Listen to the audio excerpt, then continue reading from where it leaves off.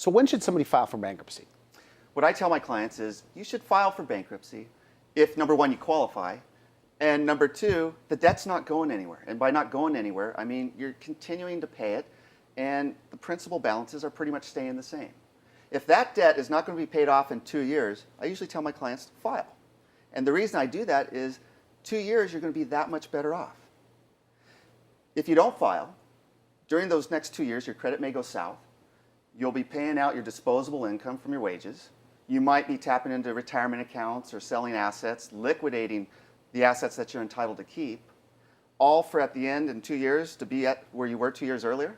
So put yourself out 2 years. If that debt's not going away in 2 years, then file. 2 years later, you're debt-free, you haven't depleted the assets, and you've rebuilt your credit. You could have like a 700 score. You can get back in the 700s 12 to 24 months from filing, which is a huge myth, but it's the truth.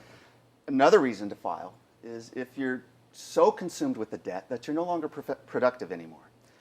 It's causing you stress. You can't sleep at night. You're not putting food on the table or buying clothes for the kids.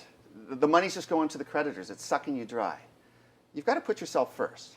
If you're not productive, what good are you for the rest of your family and society?